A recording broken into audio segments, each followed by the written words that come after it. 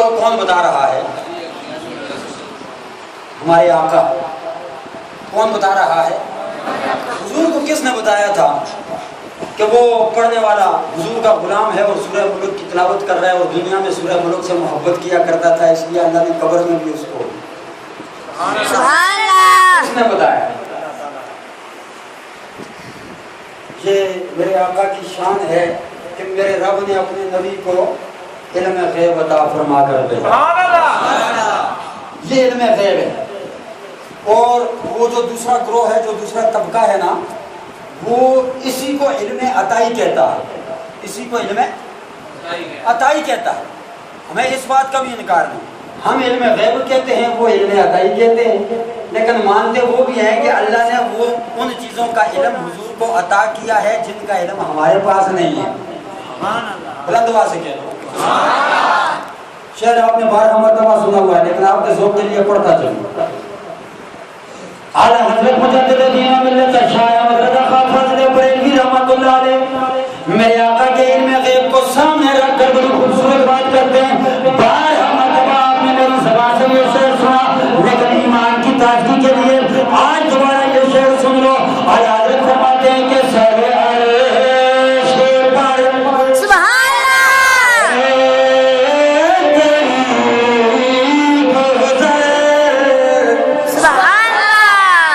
کہنا تھا اللہ والے آقا سارے عرش پر ہے تیری گزر، دل فرش پر ہے تیری نظر، سبحان اللہ تو ملک میں کوئی شے وہ نہیں جو تم پر آیا نہیں۔ دنیا کا تو یہی پر بنا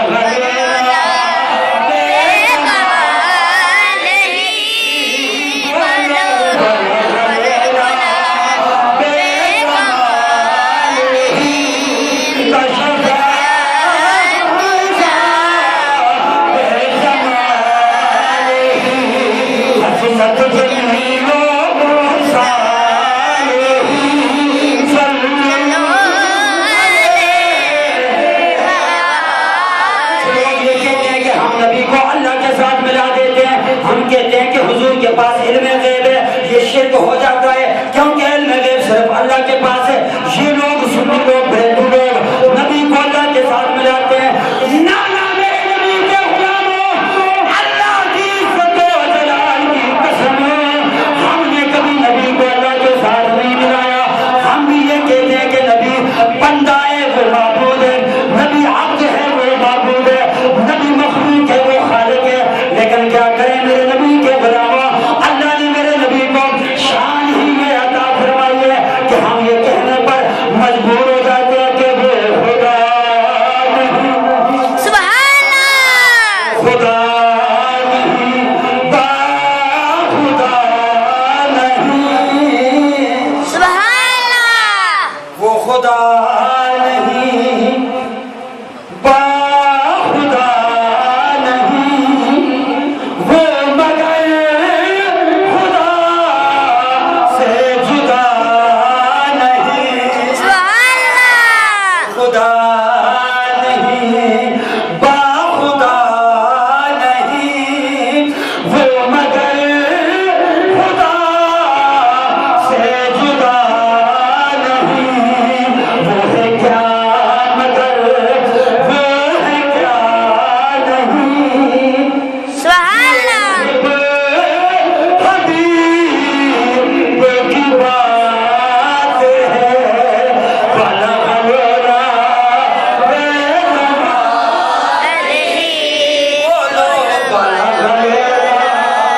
بے کمال ہی کشفا تجھا پہ جمال ہی۔ بس میرا ٹائم تقریباً پورا ہو گیا۔ بس اتنا سمجھ لو کہ یہ قرآن جو دنیا میں اس کے ساتھ محبت کرتا ہے تو مفسرین کرام فرماتے ہیں کہ قرنن سے بنا ہے، قرنن کا معنی ہے ساتھ رہنا، دنیا میں بھی ساتھ رہتا ہے، حدیث مصطفیٰ سن لی آپ نے، قبر میں بھی ساتھ رہتا ہے، سبحان اللہ، قبر میں بھی ساتھ رہتا ہے، اور صرف قبر میں ہی نہیں، صرف قبر میں ہی نہیں، بڑی بڑی کتابیں ہیں اس دنیا میں، پڑھنے والے بھی بڑے بڑے ہیں، بڑا شوق ہے لوگوں کو مطالعہ کرنے کا، طرح طرح کی کتابیں پڑھتے ہیں، طرح طرح کے ڈائجسٹ پڑھتے ہیں، طرح طرح کے ناول پڑھتے ہیں، لیکن رب کی عزت و جلال کی قسم ہے، میرے آقا فرماتے ہیں کوئی کتاب ایسی نہیں جو قبر تک حشر تک بندے کا ساتھ دے،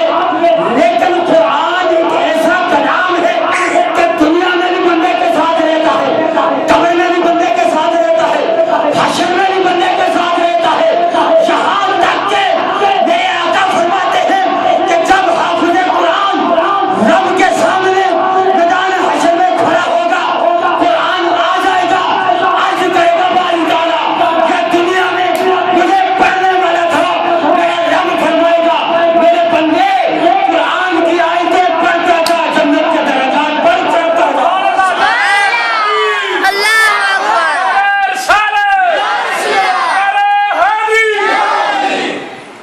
اور ایک حدیث میرے ذہن میں آ رہی ہے، غالباً میرے آقا صلی اللہ علیہ وسلم فرماتے ہیں غالباً سورہ بقرہ اور سورہ توبہ یہ دونوں میدان محشر میں ایک دوسرے سے جھگڑتی ہوئی آئیں گی، ہائے ہائے ہائے ہائے، ایک دوسرے سے لڑتی ہوئی جھگڑا کرتی ہوئی آئیں گی، ایک کہے گی میں بخشواؤں گی، دوسری کہے گی میں بخشواؤں گی، ماتھا بلند آواز سے میں بخشواؤں گی، میں بخشواؤں گی، جھگڑے گی، مشکات شریف کی حدیث متفق علیہ حدیث ہے، جھگڑے گی، میرے آقا فرماتے ہیں میرا رب ان دونوں کی سفارش کو قبول فرما کر اس کے پڑھنے والے کو، قرآن سے محبت رکھنے والے کو میرا رب بخش دے گا اور جنت عطا فرمائے گا۔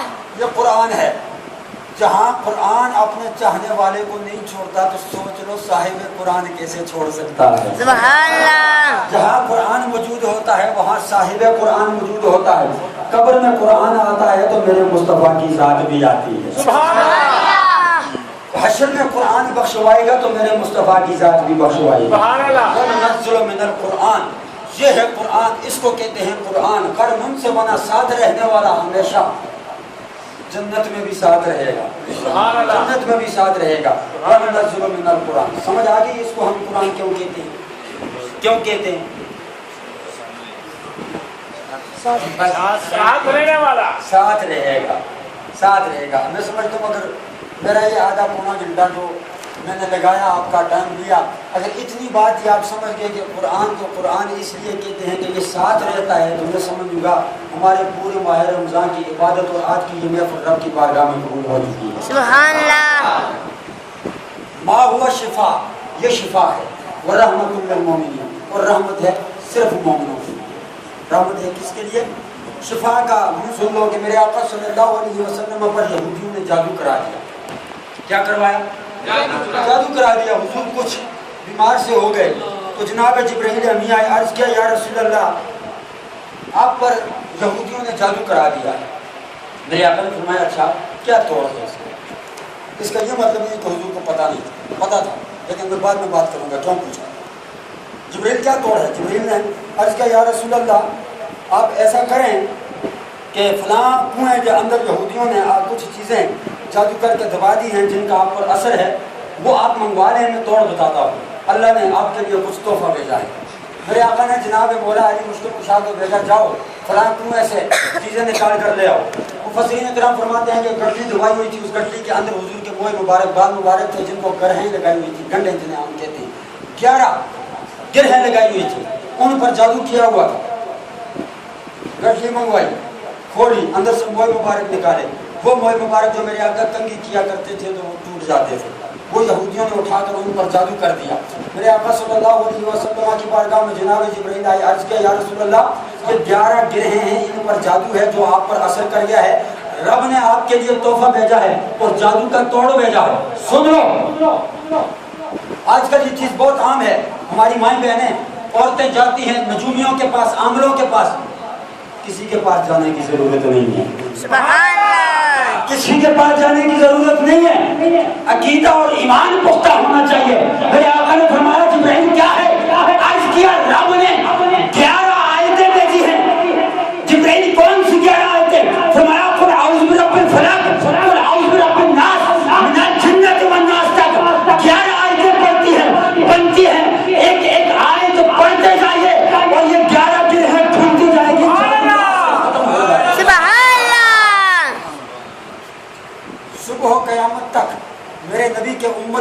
کرا یہ پیغام ہے، اور فخر کے ساتھ دعوے کے ساتھ یہ پیغام ہے. کسی کو بھی شک ہو اس پر جادو ہے، سورہ قل اعوذ برب الفلق قل اعوذ برب الناس کثرت کے ساتھ پڑھے، کوئی جادو نہیں اثر کرے گا. سبحان اللہ. کوئی جادو نہیں اثر کرے گا. دوسری بات عقیدے کی سن لو. کچھ لوگ یہ کہتے ہیں کہ جی نبی پر یہ ہوا، نبی پر وہ ہوا، نبی کو ایسا ہوا، نبی کو ایسا ہوا. توہین ہے میرے مصطفیٰ، یہ توہین ہے. نبی پر جادو ہوا جی، کس کی ضرورت ہے جو نبی پر جادو کرے؟ آپ کہیں گے کیا بات کرنے لگا ہوں؟ بھائی اس لیے کہ مجھے قرآن پر یقین ہے، پختہ ایمان ہے. میرا رب فرماتا ہے واللہ یعصمک من الناس، میرے محبوبہ تیری حفاظت میں کروں گا. سبحان اللہ. اس کی حفاظت اللہ کرے. اسے دنیا دار کہاں تک یہ پہنچا سکتے ہیں؟ فانوس بن کر جس کی حفاظت ہوا کرے، وہ شمع کیا بجھے جسے روشن خدا کرے. میرے نبی کی حفاظت تو اللہ کرتا ہے. آپ کہیں گے پھر جادو کیسا؟ تو سن لو، جادو امت کو پیغام دینے کے لیے تھا. اگر یہودیوں کا جادو